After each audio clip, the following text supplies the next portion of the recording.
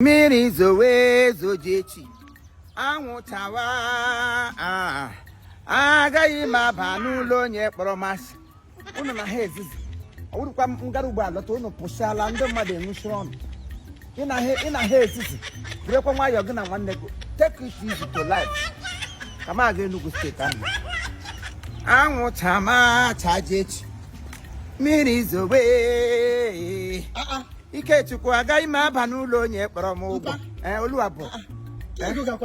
nwa m nwoke ọ bụ ihe na-eme gị n'ụwa kịta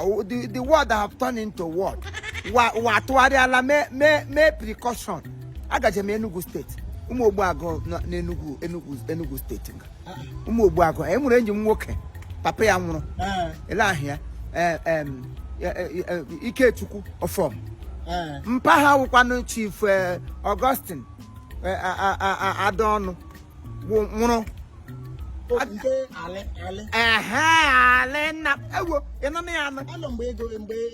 oke mgbe m gụka funeral generation m ga-ese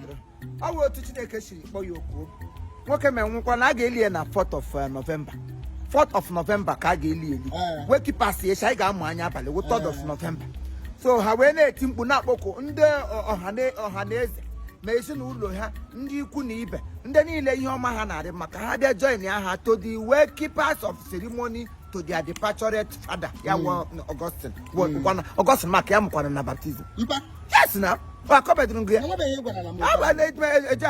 nwa na-erube isi na anọ nna ya n'akụkụ ka a na-akụziri ihe owotu ị na-efegharị ka ụkpala mmiri ga n'ọdụ ọ bụ ụmụazị mụ ihe ọ bụrụ mmiri mere departure ugbu a otu ka ozu m ga-anọ n'ọgbọ ụka n'elu ala mana lekwa ụmụazị nwoke mụgidere ụmụ ọ mụrụ ụmụ 12 ihe bụ eriri eji akpọ ịga m nama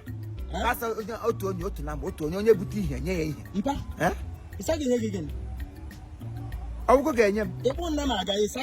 ọ bụ enye nke mbụ nga ọkarị nama onye zuru ukwu akwa anọ bụ krete minerals gaba nwa nwoke wụkwa na Ikechukwu Ali gwuo enyi m nwoke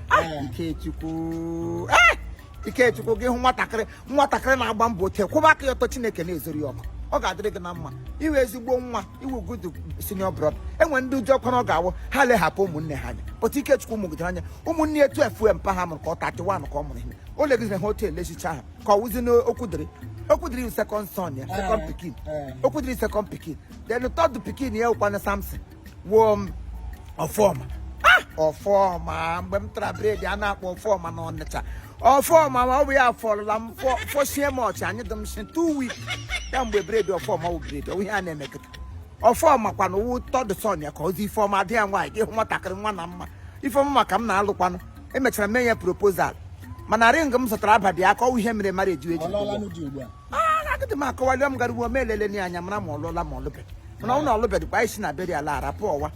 ọhịa m ji agaje mezuo ya abụọ si nne ga-adịwa atọ ahụ ụtọ mma ga-agbagolo ụka abụ onye ahụ ọha na-enye mmiri biko ndị 4th of November ka esiwe ka a ga-aga m gogoro m ụzọ gaga biga gwakwana Ikechukwu na ọnwụ enyi ọnwụ mpa mmiri Chukwu m gbawala m obi Ọgọst na ọbịa biri woleshi nwoke bigidere ndụ bie ezigbo ndụ enwe mgbe mmadụ ga-awa ibicha ndụ gị gara ịnwụ gị sọwa oyi nna m ukwu na-asọdo nna m Ichiali ọsọdo oyi for one day kwụba aka ya ọtọ na-elesi ụmụazị ndị ọzọ ọ kụziere ụmụ ya akụziere n'ebe ọ kụziere onye ukwu ọha na eze na-eti ọhịa iji ebe akwa na-esi ọnwụ ọ wụ egudman nwa a na-ama ebe adịman nkwara a na-ama ndị ọma nwụọ ndị ọma aga mgbaru hụ ihe m ji agaji ihe bikọta ụmụ onye ọma n'ime ndị ọma lekwa ụmụ torotoro na ekwere agụrụgugbu ekwela emetụkwula otu etu isiokwu na-aga ama anya because enwe ha emege na chọọchị na ngị nwa gaje chọọchị Station of the Cross gaa n'ukwu obe ga-adaoru n'ukwu obe kwadokwa esiwe gị soro na-amara ihe a ga-enye gị ọ bụrụ ịtụtụrụ ha bọtụlụ gị ga nga atụtụwa bọtụlụ nwoke nwụrụ n'ụwa ezigbo mmadụ ahụ gbasara gị akwụsị onye mere gị na baptizim mmadụ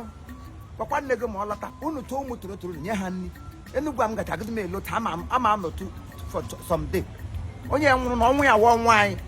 ọka anyị nwe ọnwụ nọ ọnwụ ala iwe ọnwụ anyị is our death lechikwa anya ma ị na-aga ahụ moto akụtukwe na-aga onye tụọ m nke adị igwe ese na agara m Enugu aga m elo in etiti Okay. Ya gbachie gate na ụmụ ọkụkọ na-apụsị.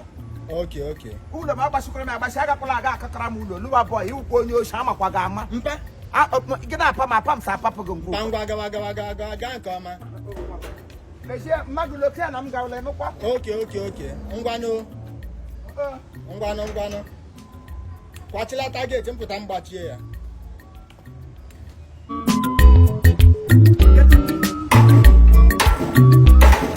Ya bịa imecha gị bịa gbachie